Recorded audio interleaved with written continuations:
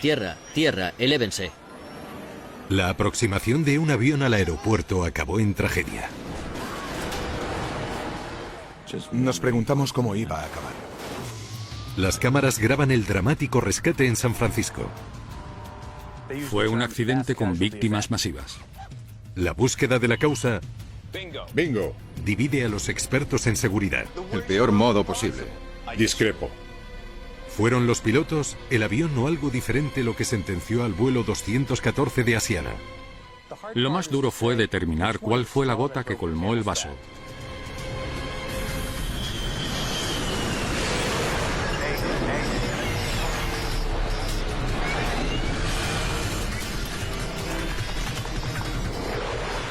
Mayday, catástrofes aéreas, terror en San Francisco.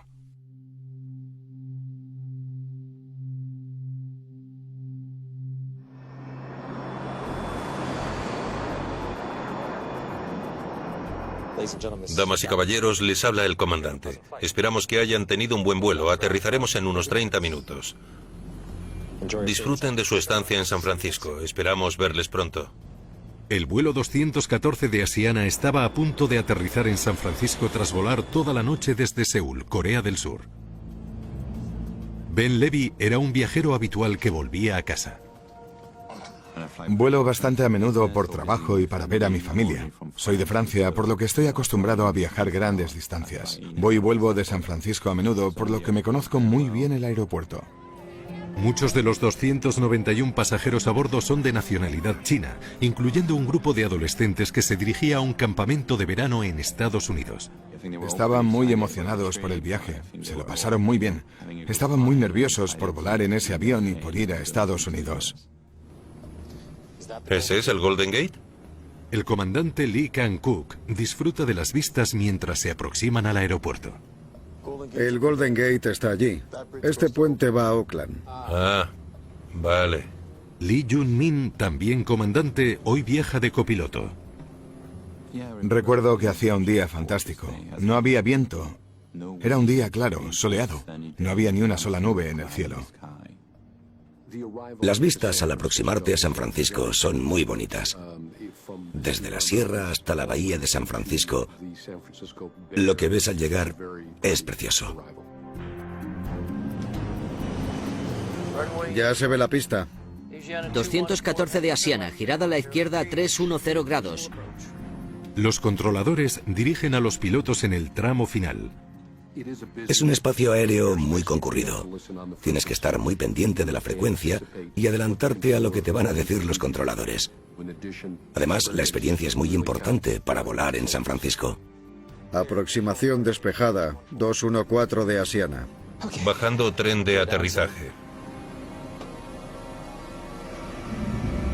Bajando tren. La forma que tenemos nosotros de frenar el avión es bajando los flaps de la parte trasera y los dispositivos de la parte delantera, incluyendo el tren de aterrizaje. Esos son nuestros frenos. Descienden a una altitud a la que poder ascender en caso de aproximación frustrada. Altura 900 metros. Los auxiliares de vuelo preparan a los pasajeros para el aterrizaje. 214 de Asiana, pista 28 izquierda, despejado. Lista de comprobación de aterrizaje completa, despejado, en ruta. Los pilotos comprueban unas luces cerca de la pista que les puedan ayudar a realizar un aterrizaje seguro. Comprobadas.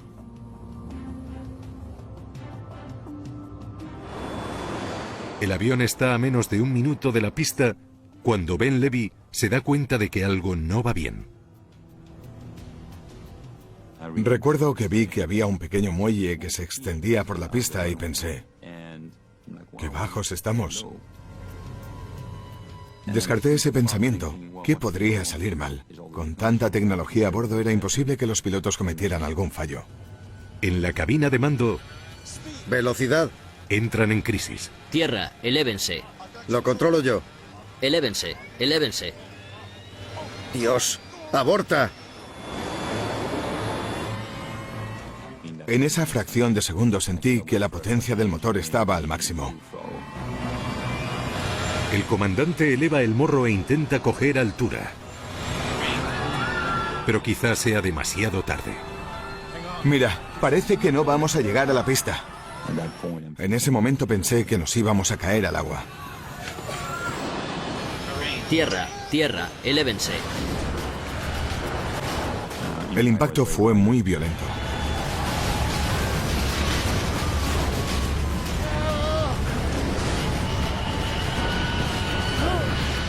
Me pregunté cómo iba a acabar, cómo íbamos a parar y cuándo. ¡Aguanta! ¡Aguanta!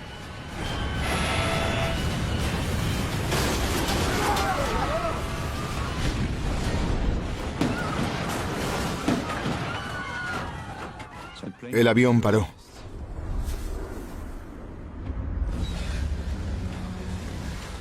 Nada se movía. Lo único que se oían eran los quejidos de las personas heridas. Aquí. Aquí. Si te aprietas fuerte, dejará de sangrar. En la cabina de mando los pilotos han sobrevivido, pero desconocen el alcance de los daños causados al avión.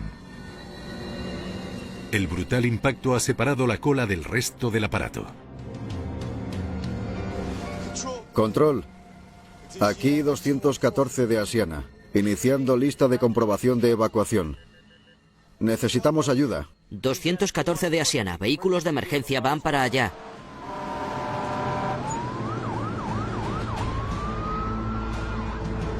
Un motor está ardiendo. Si el fuego se extiende a los depósitos de combustible, el avión podría explotar. Los pasajeros tienen que salir de ahí rápido. Hay que abrir esta puerta. Recuerdo que fui directamente a la palanca de la puerta derecha. La abrí sin problemas y me sorprendí de lo fácil que había sido. Pero llegar hasta el suelo no iba a ser tan fácil. Esperaba que en ese momento se abriera algún tipo de tobogán. Pensaba que en cuanto abriese la puerta se desplegaría, pero no lo hizo. Ah, bueno, ayudaos unos a otros. Vamos. Afortunadamente, algunas piezas destrozadas del fuselaje habían formado una especie de escalera. Ben Levy se queda en la puerta para ayudar a los demás pasajeros a bajar. Venga. A pesar del desastre, algunas piezas del fuselaje estaban tan retorcidas que habían creado una especie de escalera que se convirtió en algo crucial para que la gente pudiera escapar del avión.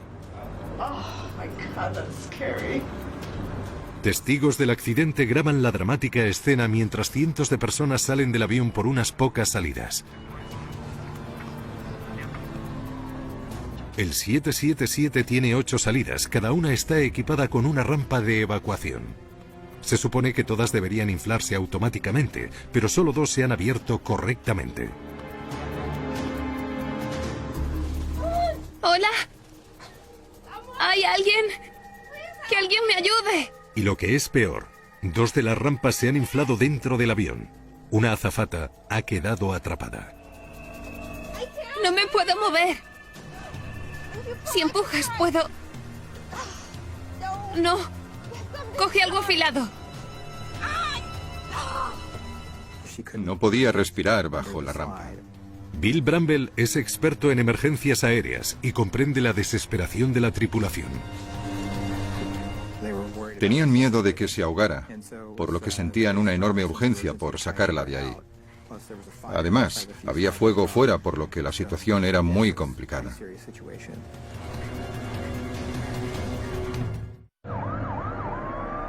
En el Aeropuerto Internacional de San Francisco, la pista 28 izquierda se ha convertido en una zona catastrófica. Los bomberos luchan para evitar que las llamas devoren el fuselaje del vuelo 214 de Asiana. Venga. Salid. Dentro del avión en llamas, una azafata sigue atrapada. Las rampas son muy resistentes. Se necesita un objeto muy afilado y fuerte para pincharlas, como un hacha, por ejemplo.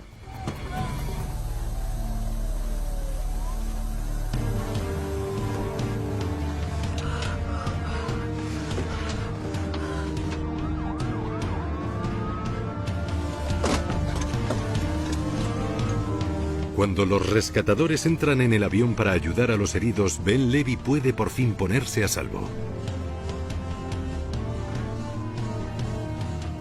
Lo único en lo que pensé era que estaba vivo. Era increíble. Enseguida comparte su angustiosa historia con los medios. In your head, everything goes into slow motion. You just don't believe it's happening. You don't know if you're going to be dead at the end of this slow motion or not. And the entire trauma team has come together as they would in a trauma, although this is very large, multi-casualty incident. Casi 50 personas estaban heridas de gravedad. 6 salieron despedidas a la parte posterior del avión cuando la cola se separó del resto del aparato. 2 de ellas habían fallecido, incluyendo una joven a la que arrolló un vehículo de emergencias. The fire truck did go over the victim, that's a fact. Now, what caused the death, whether the victim was deceased before or as a result, that is what we're trying to figure out. Como a miles de personas, a los investigadores de la Junta Nacional de Seguridad del Transporte de Washington, estas imágenes les horrorizan. Usaron el término accidente con víctimas masivas. No sabíamos lo que estaba pasando. Lo primero que oí fue que un avión había dado varias vueltas. Sabíamos que era un 777, por lo que sería un accidente muy grave. El investigador senior Bill English iba a liderar la compleja investigación. Quiero a todo el mundo aquí ya. El 777 llevaba unos 20 años en funcionamiento en el momento del accidente y era el primer accidente fatal en todo ese tiempo. Sabíamos que necesitaríamos un equipo muy grande, por lo que usamos todos los medios a nuestro alcance.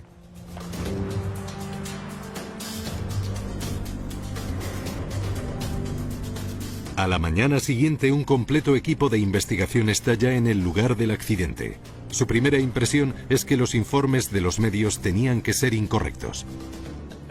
Yo había oído que el avión había dado varias vueltas, pero en las primeras fotos que vi, el aparato estaba boca abajo y seguía teniendo las 2 alas. Parecía casi intacto, por lo que enseguida pensamos que eso no podía ser verdad. Cuando un avión da varias vueltas al aterrizar, el resultado suele ser una desintegración casi total que deja un largo rastro de escombros.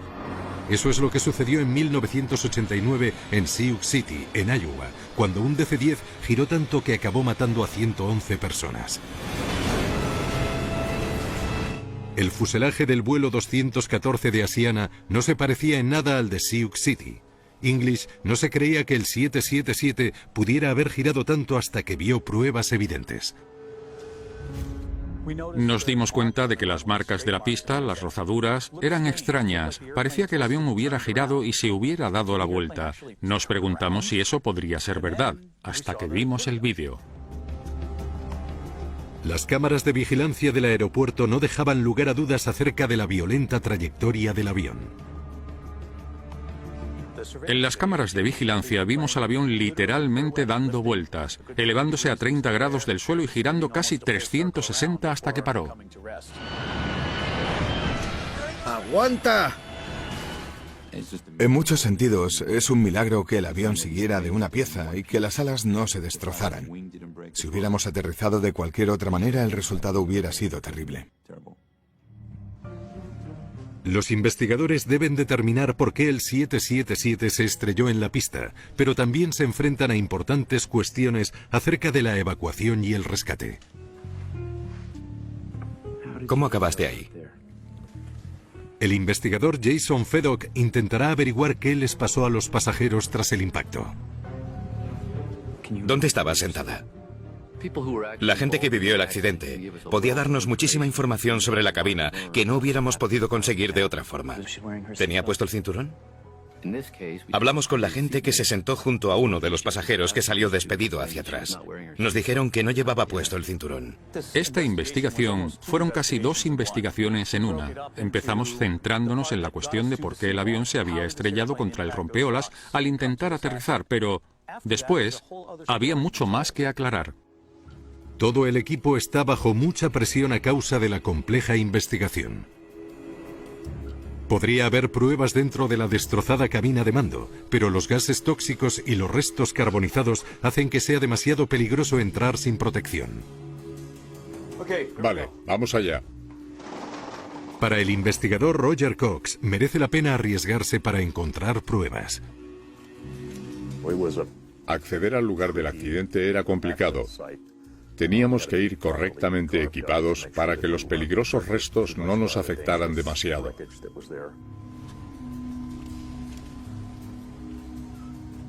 Si entrábamos antes de que a nadie le hubiera dado tiempo a tocar nada, podríamos reconstruir lo que pasó ahí dentro. Cox recoge las listas y los efectos personales del piloto, esperando encontrar pruebas acerca de lo que hicieron en los momentos finales del vuelo.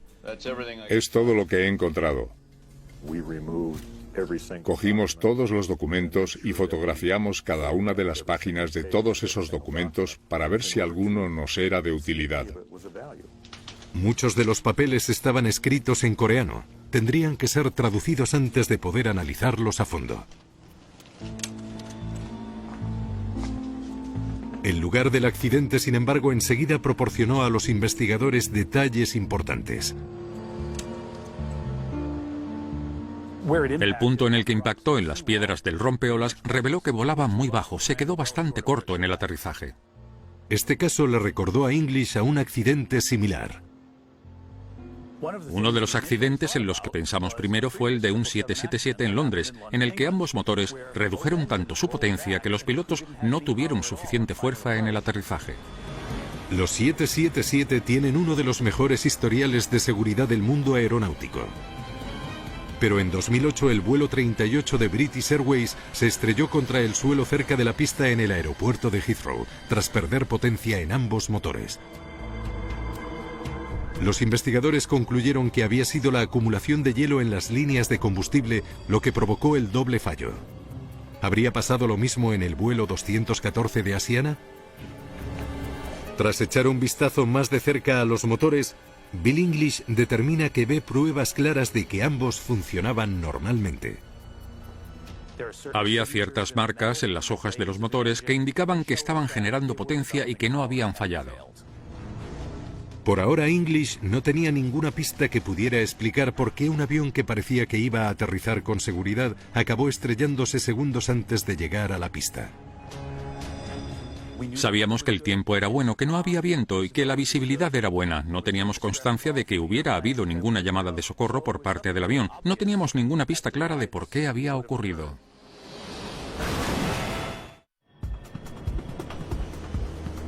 El personal de pista valora los daños ocasionados en el Aeropuerto Internacional de San Francisco mientras los investigadores buscan pruebas del accidente del vuelo 214 de Asiana. Los controladores aéreos responden a algunas de sus preguntas. Veían al avión por el radar y desde la torre. La visibilidad era de 16 kilómetros. Había alguna nube, pero nada importante. Los controladores les cuentan a los investigadores que era un día normal salvo por el hecho de que algunos equipos de pista no estaban operativos. El sistema de senda de planeo no funcionaba. Los equipos electrónicos instalados en las pistas pueden mandar señales al piloto automático del avión. Estas señales pueden ayudar a guiar al avión a descender en el ángulo preciso. Pero la pista principal del aeropuerto estaba en obras y el equipo estaba desconectado. Es un hallazgo revelador.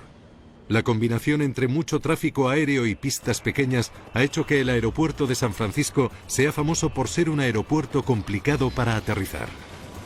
Para manejar tanto tráfico aéreo, los controladores les suelen pedir a los pilotos que desciendan más rápido y en un ángulo más empinado, dejando las altitudes más bajas para los aviones que despegan. Muchas veces tenemos que hacer lo que llamamos aproximación mate, ya que estamos muy altos y tenemos que descender rápidamente. No es nada sencillo.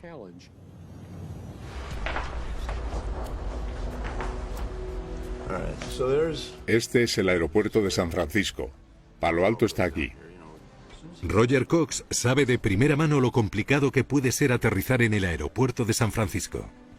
Al haber aterrizado tantas veces en ese aeropuerto, sé que es muy fácil coger mucha altura y potencia. Hay que estar muy alerta. 214 de Asiana, pista 28 izquierda, despejado.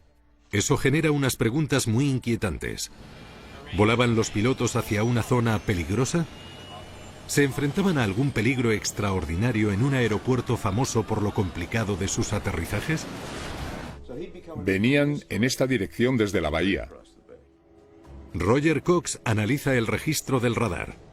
Quiere saber si los controladores les pidieron realizar una aproximación demasiado rápida y con un ángulo demasiado empinado para volar con seguridad. Despejado. Escuchamos algunas quejas que señalaban que les había pedido a los pilotos algo muy poco razonable, por lo que quisimos tomarnos el tiempo suficiente para determinar si era cierto. Mismas instrucciones, misma aproximación, nadie más tuvo ningún problema. El registro del aeropuerto indica que los controladores les dieron las mismas instrucciones a otros 2 aviones que aterrizaron poco antes del accidente. Ambos lo hicieron con seguridad. No es culpa del controlador. Lograron aterrizar más 777 con seguridad y sin ninguna complicación, por lo que, a pesar de ser una situación difícil, concluimos que los controladores aéreos no eran los responsables de la catástrofe. Es otro callejón sin salida. Las causas del accidente del vuelo 214 de Asiana siguen siendo un misterio. Aparte de la causa del accidente, los investigadores deben lidiar con otra cuestión inquietante. Las rampas de emergencia están diseñadas para soportar la fuerza de un impacto. ¿Por qué fallaron tantas en el accidente del vuelo 214? Solo 2 funcionaron como debían. 6 de las 8 rampas no se desplegaron correctamente, causando un retraso potencialmente mortal en la evacuación. El fuego tardó en entrar en el avión, eso es positivo, pero si un depósito de combustible se hubiera perforado o hubiera habido algún obstáculo y el fuego se hubiera propagado más rápido, todo hubiera sido diferente. Tendrán que buscar la respuesta sin la ayuda del registrador de datos de vuelo. El registrador estaba en la cola del avión y dejó de grabar cuando ésta se estrelló contra el rompeolas. No contiene nada de información de lo que estaba sucediendo cuando las rampas no se desplegaron. Veamos lo que pueden soportar. Para obtener más información, Jason Fedok se dirige a unas instalaciones de simulación de accidentes usadas para probar coches. Nadie había visto algo así en su vida. Queríamos averiguar qué había pasado. Allí descubre que a poca velocidad las rampas funcionan bien, pero que en impactos a mucha velocidad, como el del vuelo 214 de Asiana, el mecanismo de hinchado fallaba a menudo. Le recomendamos a la Administración Federal de Aviación que analizara los datos que obtuvimos a partir de este accidente para ver si se podía realizar alguna mejora en el diseño de futuras rampas para acortar el margen de error. La violencia del impacto también influyó en las heridas sufridas por los 6 pasajeros lanzados hacia la parte trasera del avión, incluyendo la joven a la que atropelló un camión de bomberos. Los resultados de la autopsia confirman que murió inmediatamente después del impacto. Ya había fallecido cuando el camión le pasó por encima. Una de las lecciones más importantes que aprendimos es que hay que llevar puesto el cinturón de seguridad siempre que sea posible. Nunca se sabe cuándo puede haber turbulencias imprevistas o un accidente. Los investigadores esperan que el registrador de vuelo del avión les ayude a responder la otra pregunta urgente. ¿Por qué el vuelo 214 se estrelló contra el rompeolas? No vamos a llegar a la pista. Los registradores de vuelo modernos captan información detallada virtualmente de todos los sistemas a bordo, incluyendo la compleja automatización que ayuda a los pilotos a manejar el avión. Vimos todo lo básico, la velocidad aerodinámica, la altitud, la configuración del avión. También pudimos ver todos los ajustes que habían realizado los pilotos. English analiza minuciosamente los datos. La mayoría parecen completamente normales, hasta que ve algo inesperado a poco más de 1 minuto de la pista. La potencia del motor disminuye hasta quedarse al ralentí. Justo aquí. Ese cambio tan brusco en la configuración del motor carece de sentido. Normalmente en los momentos finales del vuelo es cuando los pilotos necesitan más potencia, no menos. Necesitan un empuje extra para superar el aumento de la resistencia aerodinámica del tren de aterrizaje y los flaps de las alas. Los investigadores ya han comprobado que a los motores no les pasaba nada. Comprobamos que los motores generaron la potencia adecuada durante toda la aproximación. La pregunta es, ¿qué hicieron los pilotos para controlar la potencia de los motores en los momentos finales del vuelo? Velocidad. Eso nos llevó de nuevo a preguntarnos cómo estaban pilotando el avión. ¿Qué hicieron para que el aparato volara tan bajo? Lo que más me impactó fue cómo un par de pilotos con tanta experiencia y formación estrellaron el avión a tan poca distancia de la pista. Ese era el misterio. ¡Mierda! La investigación del vuelo 214 de Asiana se centra ahora en las acciones de los pilotos. Bajando tren. Comprender cada detalle de la grabadora de voz de cabina se convierte en algo crucial. Es clave. Bajando tren. Gracias a ella sabemos lo que hacen los pilotos. A veces también sabemos lo que piensan porque lo verbalizan. Les oímos decidir qué van a hacer después. Escuchan a los pilotos prepararse para el aterrizaje. Altura 900 metros. Comparan lo que escuchan con los datos del registrador de vuelo que muestran cómo los pilotos operan los controles. Parece que vamos alto. Al acercarse a la pista, se intuyen en la grabación los primeros problemas. Descenderé más. El avión no está descendiendo lo suficientemente rápido. El comandante toma medidas para solucionarlo, pero no le explica lo que ha hecho al copiloto. No lo dice. ¿Cómo iba a saber lo que ha hecho? Para el investigador Bill Bramble es una pista inquietante. Se supone que el comandante debe seleccionar los ajustes en el sistema de piloto automático y decirlo en alto para que el copiloto verifique que los cambios introducidos son correctos. En este caso vimos un fallo en el modelo habitual de comunicación-coordinación. Flaps a 20. Lo que la grabación revela a continuación es muy impactante. Menos de 90 segundos antes del impacto, el comandante comete un error inexplicable. Introduce una configuración incorrecta en el piloto automático, conectando el modo de cambio de nivel de vuelo. Eso interrumpe el aterrizaje y obliga al avión a elevarse a una altitud de 900 metros. Hizo un cambio en el sistema de piloto automático que provocó que el avión se elevara. Obviamente, no era eso lo que quería hacer. Cuando cambia el modo del piloto automático empieza la confusión. Para que el avión descendiera, el comandante deja inmediatamente los motores al ralentí. Un cambio con muchas consecuencias. Una vez más, no comunica al copiloto lo que ha hecho. No comunicar una acción no tiene necesariamente por qué ser un fallo mortal, pero en este caso, esa acción tuvo una influencia enorme en el vuelo. Descendemos. Los investigadores ya entienden por qué estaban al ralentí. Sí. Pero ¿por qué un piloto con experiencia cometió un error tan trágico? Elévense, elévense. Dios. ¡Aborta! ¿Y por qué los pilotos no se dieron cuenta de que volaban demasiado bajo hasta que fue demasiado tarde? ¡Mierda! Es como si fueran meros espectadores. Para hallar respuestas, Bramble y Cox se preparan para una difícil y delicada entrevista con el piloto que manejaba el avión. Intentaré ayudar en lo que pueda. Queríamos saber hasta qué punto sabía lo que había pasado. Queríamos saber cuándo se dio cuenta de que algo no iba bien, y la única forma de saberlo era preguntándoselo. Estaba un poco nervioso. El comandante explica que le preocupaba aterrizar en San Francisco en un día en el que los equipos de pista no les podían ayudar. Me pareció algo muy poco habitual en un piloto con experiencia, porque nadie necesita el sistema de senda de planeo para aterrizar un avión en un día soleado. Es algo fundamental que tienes que aprender para convertirte en piloto. Otros pilotos lograron aterrizar. Pensé que yo también lo conseguiría. Dijo que los demás lo hacían, que él no podía decir que no. Parece que vamos alto. Descenderé más. Creo que no quiso que se notara que no estaba seguro ni preparado. Pero ¿por qué no pidió ayuda al copiloto? Creo que no quería reconocer sus debilidades. Descendemos.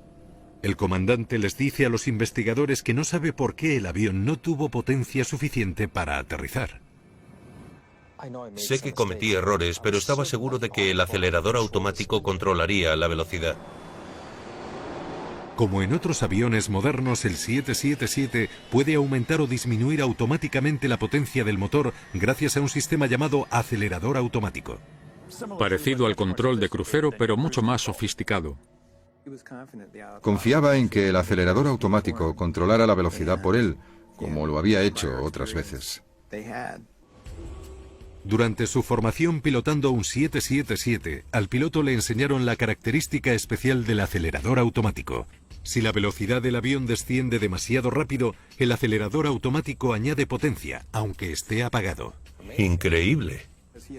Como había visto en las simulaciones que el acelerador automático se activaría aunque estuviera apagado, confiaba totalmente en que lo hiciera, en que aumentara la potencia y les mantuviera a salvo.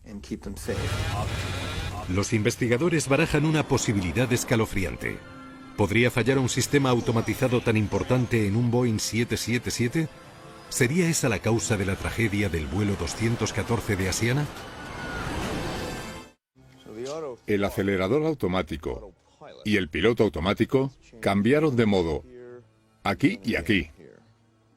Los investigadores analizan aún más a fondo los datos del vuelo 214 de Asiana, buscando cualquier prueba de un fallo o un funcionamiento defectuoso de alguno de los sistemas automatizados de vuelo.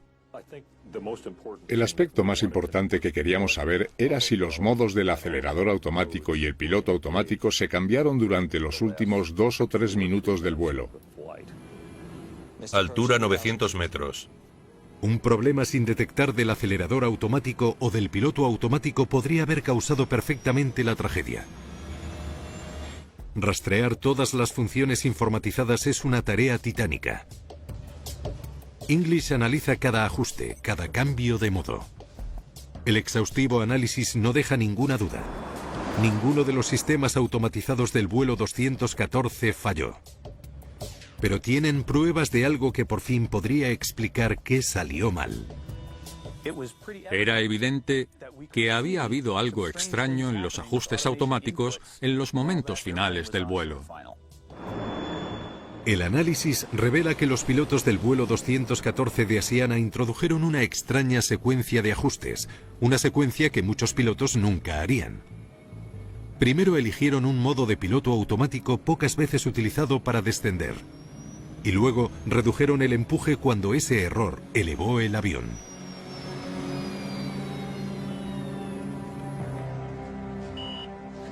¡Bingo! Eso es. Esa inusual combinación de comandos apagó la protección de velocidad del 777, dejando los motores al ralentí. En ese momento, desconectó el piloto automático, por lo que el pilotaje del avión estaba en sus manos. Cogió la palanca de aceleración y la bajó, como quien levanta el pie del acelerador de un coche. Eso envió una señal al acelerador automático de que el piloto también quería controlar la potencia. Por eso, en realidad, en ese punto, el avión solo estaba planeando. Los investigadores por fin entienden por qué el acelerador automático no se encendió de nuevo y no aportó el empuje necesario para aterrizar. Pero algunas piezas del puzzle siguen sin encajar. ¿Por qué el piloto sabía tan poco de las funciones del piloto automático? ¿Por qué no reaccionaron a tiempo para evitar la catástrofe? 22.000 horas entre los dos. Se darían cuenta de la velocidad. Los documentos de la cabina de mando traducidos del coreano aportan muchas respuestas. Resultó que una de las cosas más importantes que descubrimos fue el historial de formación del piloto, que contaba con información muy detallada de lo que había conseguido hasta el momento del accidente. Los documentos revelan que el 214 era un vuelo de entrenamiento crucial para el comandante Lee Kang-kook. ¿Ese es el Golden Gate? Estaba empezando a pilotar los Boeing 777 tras haber pilotado Airbus A320, un avión con una automatización muy diferente. El Golden Gate está allí. Este puente va a Oakland. Es un tipo de filosofía de vuelo diferente y llevaba bastante tiempo pilotando Airbus. La transición debió de ser complicada. Un vuelo de entrenamiento. El historial de formación revela que el comandante había tenido algún problema con el cambio. El instructor había sido bastante crítico. Había indicado que creía que el piloto en formación no era lo suficientemente diligente y no estaba lo suficientemente atento al procedimiento. Esa crítica tan reciente podría haber estado muy presente en la cabeza de Lee Kang-kook al acercarse a San Francisco. Estaba un poco estresado porque era un vuelo de entrenamiento y le estaba supervisando un piloto con mucha experiencia, y quizá también porque en su vuelo anterior no lo había hecho del todo bien. ¿Por qué los pilotos tardaron tanto en darse cuenta del peligro? La pregunta que nos hacíamos todos y que nos acompañó durante toda la investigación fue: ¿en qué estaban pensando los pilotos? Despejado. Aunque el sistema de aterrizaje del aeropuerto estaba inoperativo, los pilotos tenían otra forma de saber que el avión volaba demasiado bajo. La pista cuenta con luces especiales que cambian de color para avisar a los pilotos de que el ángulo de aproximación no es el correcto. El indicador de trayectoria de aproximación de precisión también ayuda a los pilotos a lograr una adecuada trayectoria vertical. Ese indicador sí funcionaba correctamente en el momento del accidente. Descendemos. Se encendieron 4 luces rojas, lo que indicaba que el avión volaba peligrosamente bajo. Teníamos muchos datos que nos mostraban que el avión funcionaba tal y como estaba diseñado. Eso no nos suponía ninguna dificultad, pero comprender por qué los pilotos habían hecho lo que habían hecho y por qué no se dieron cuenta de lo que pasaba es mucho más complicado. Explicar eso puede ser lo más difícil de explicar. Lo más inquietante era por qué el piloto más experimentado no se hizo con el control de la situación hasta que ya era demasiado tarde. Elévense. Lo controlo yo. Si hubiera intervenido antes, seguramente hubiera evitado la tragedia.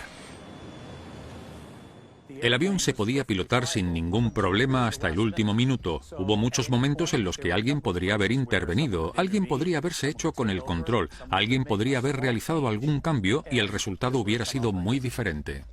Quiero saber qué experiencia tenían tus hombres a la hora de pilotar manualmente. ¿Puedes darme esa información? Descubrieron que las estrictas políticas de Asiana alentaban a los pilotos a confiar en los sistemas automatizados lo máximo posible. Pocas veces habían aterrizado manualmente. En ese momento nos centramos en los procedimientos y la formación de la aerolínea. Despejado. Los investigadores se sorprenden al descubrir que ese aterrizaje en San Francisco iba a ser la primera vez que el comandante intentara aterrizar un 777 sin ayuda de la señal de la senda de planeo de la pista. En lo que se refiere a aterrizajes visuales, era un completo novato.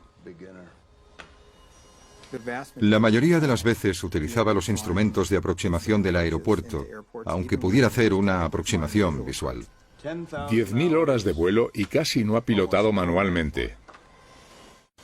Es un hallazgo muy sorprendente. A pesar de haber volado casi 10.000 horas como piloto, el comandante casi no tenía experiencia en pilotar manualmente. Parece que vamos alto. Comparando las horas que había usado el piloto automático con todas las que había pilotado, descenderé más. Vimos que solo había tenido unas 200 horas de pilotaje manual, quizá menos, en todos los años que llevaba en la aerolínea. No habían potenciado sus habilidades. Los investigadores también descubren que el copiloto, a pesar de ser un piloto experimentado, nunca había supervisado un vuelo de entrenamiento similar. Descendemos. Quizá eso explique que tardara tanto en hacerse con el control del avión. ¡Velocidad! Saber qué puntos van a ser los más críticos, saber cuándo intervenir, saber cuándo un piloto o un estudiante está yendo demasiado rápido son algunas de las tareas más complicadas para un instructor de vuelo. Se necesita experiencia, tiempo y también saber adelantarse como instructor a lo que va a pasar en el avión antes de que las cosas empiecen a ponerse feas. Los investigadores coinciden en que los pilotos cometieron fallos graves que provocaron el accidente. Sobre todo que dejaron que la velocidad disminuyera. Pero no se ponen de acuerdo en por qué los cometieron. El cambio de modo confundiría a muchos pilotos. Su trabajo es que nada les confunda. Bill Bramble cree que la culpa es de la tecnología.